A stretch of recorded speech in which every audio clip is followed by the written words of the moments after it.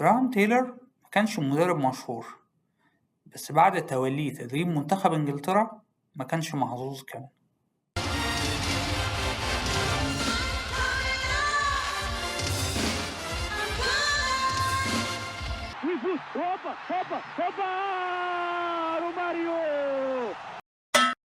قبل كأس العالم 90 الاتحاد الإنجليزي كان بلغ بوبي روبسون مدرب إنجلترا في مونديال 90 إن المونديال هيكون آخر محطاته مع المنتخب بعد 8 سنين تدريب.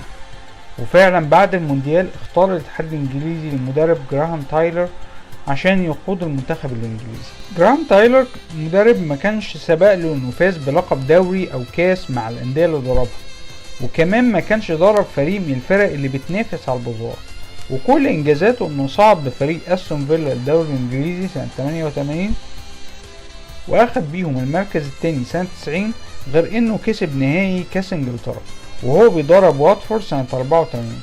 فهو انجازاته محدودة وما عندوش خبرة بالتعامل مع اللعيبة الكبار في المنتخب الانجليزي. تايلور نجح في عبور تصفيات يورو 92 اللي هتتلعب في السويد، وقدر يتخطى مجموعة فيها ايرلندا وبولندا وتركيا.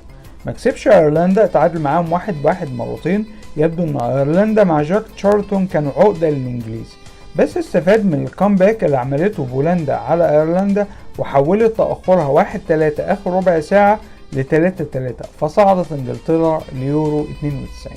رغم التأهل الصحافة انتقدت تايلور عشان اشرك عدد كبير من اللعيبة، وبعد اعتزال عدد من لاعبي فريق 90 زي حارس المرمى بيتر شيلتون والمدافع ثيري بوتشر، فالواضح انه ما كانش قادر يوصل لتشكيل ثابت، غير مشاكله مع النجوم الكبار زي بول جاسكوين. وحتى تايلور لما حب يضم جاسكوين للفريق في يورو 92 لا مصاب. بول جاسكوين كان اصيب سنة 91 بعد ربع ساعة من مباراة فريقه توتنهام مع نوتنغهام فورست في نهائي كاس انجلترا، ورجع من الإصابة على حادثة عربية خلت موسم 91-92 بتاعه يخلص قبل ما يبدأ وما يلعبش يورو 92 كمان. انجلترا وقعت في المجموعة الأولى مع يوغوسلافيا اللي حلت محلها الدنمارك وفرنسا والسويد. الفريق تعادل مع الدنمارك ومع فرنسا 0-0 وخسر من السويد 1-2.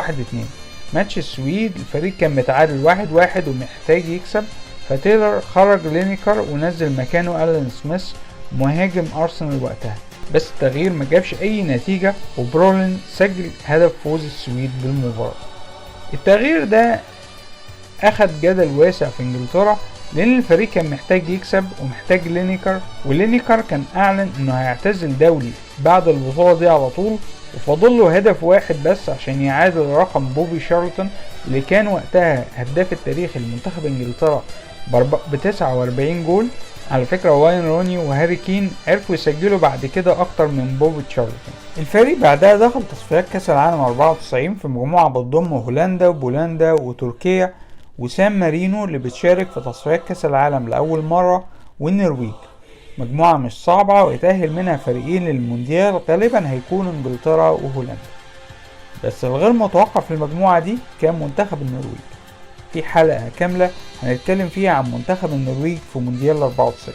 انجلترا ابتدت المجموعة بالتعادل 1-1 مع النرويج في استاد ويمبلي، وبعدها تعادلت انجلترا مع هولندا في ويمبلي برضو بعد ما كانت متقدمة 2-0. تايلور بيقول عن المباراتين دول انه كان شايف فريقه افضل في المباراتين، ولو كان كسب حتى واحدة منهم كان هيبقى فوز مستحق، والدنيا كانت هتتغير كتير بعد كده، لأنه بعد خروجه من اليورو وتعادله في المباراتين زاد عليه الضغط الإعلامي في إنجلترا. في شهر مايو 93 إنجلترا لعبت بولندا والنرويج بره ملعبها في أسبوع واحد، فتعادلت مع بولندا وخسرت من النرويج عشان يتبقى لها أمل أخير، وهو إن المنتخب ما يخسرش من هولندا في هولندا. في شهر يونيو 93 سافر منتخب إنجلترا عشان يلعب اليو اس كاب، ودي بطولة ودية نظمتها الولايات المتحدة للسنة الثانية، وكانت عبارة عن دورة رباعية بين منتخبات أمريكا وألمانيا والبرازيل مع إنجلترا. قبل البطولة قال تايلور إن خسارتنا من النرويج خلت البطولة دي مهمة عشان نحسن صورتنا، لكن إنجلترا احتلت المركز الأخير واشتد الضغط على تايلور. مباراة هولندا اتلعبت في مدينة روتردام وحكمها الحكم الألماني كارل جوزيف إيزنماخر.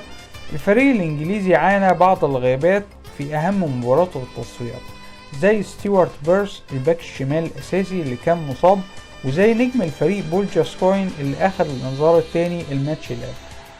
في الدقيقة 41 جول يتلغي لهولندا عشان أوفسايد، هي بصراحة مش أوفسايد. وفي الدقيقة 57 انفراد لديفيد بلات مهاجم انجلترا، فرونالد كومان يشده من دراعه بوضوح وهو منفرد انفراد تام، بس الحكم ايزنماخر ما يطردش كومان بغرابة.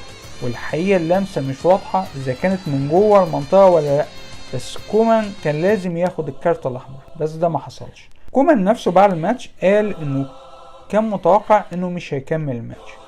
بعد اللعبة دي ب10 دقايق من لعبة برضه مثيرة للجدل، كومان نفسه سجل لهولندا، وبعدها ب6 دقايق بيركام سجل الهدف الثاني من كورة فيها شك برضه إن يكون بيركام سندها بإيده قبل ما يشوط على شمال ديفيد سيمان حارس مرمى انجلترا. بعد المباراة دي بشهر كانت بلجيكا هتلاعب تشيكوسلوفاكيا مباراة فاصلة للتأهل، وكان ايزنماخر المفروض يحكمها، بس الفيفا استبدله بحكم تاني. ايزنماخر وقتها كان واحد من كبار الحكام في اوروبا، وحكم نهائي بطولة اوروبا ابطال الكؤوس قبل الماتش ده ب5 شهور. بس ماتش هولندا وانجلترا كان اخر مباراة دولية يحكمها قبل ما يعتزل. جرام تايلر قال بعد كده انه لما بتتقال قدامه كلمة هولندا بيفتكر على طول عرقلة ديفيد بلات.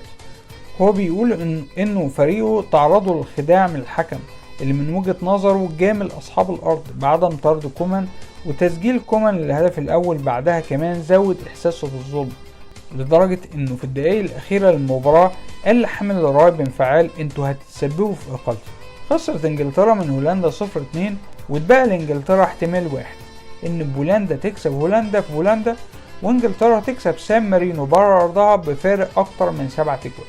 سان مارينو بدل ما ترجع الكرة لورا في ضربة البداية هاجموا وباغتوا انجلترا، فسجلوا هدف جابوا لاعب اسمه ديفيد جالتيري بعد 8.3 ثانية، والهدف ده وقتها هو اسرع هدف في تاريخ تصفيات كاس العالم. والرقم ده ما انضربش الا بعد 24 سنة لما كريستيان بنتيكي سجل لبلجيكا في مرمى منتخب جبل طارق بعد 8.1 ثانية. فريق سان مارينو هو منتخب الهواة، وجالتيري كان وقتها بيشتغل بياع في محل بيبيع أجهزة كمبيوتر. انجلترا كسبت 7-1 في الآخر، وهولندا كسبت بولندا 3-1، فلا انجلترا كسبت بفرق 7 ولا بولندا عرفت تكسب. وخرجت انجلترا من تصفيات كاس العالم، واستقال جراهام تايلر من منصبه. وقتها قال انه حزين جدا لعدم التأهل، وان استقالته هي رد فعل طبيعي على خطة الامل دي. جراهام تايلر يمكن يكون اكتر المدربين اللي تم انتقادهم بعنف من الاعلام الانجليزي، لدرجة ان جريدة ذا صن بعد خروجه من يورو 92 مثلا نشرت على الغلاف كاريكاتير بوش تايلر وراس ليفت. بس بعد ما ساب المنتخب وخفت الضغوط ورجع للتدريب تاني وحقق نجاحات مع ويلفرهامبتون ومع واتفورد، بدأت الناس تغفر له خروج الفريق من كاس العالم وتحبه لحد ما مات في يناير 2017.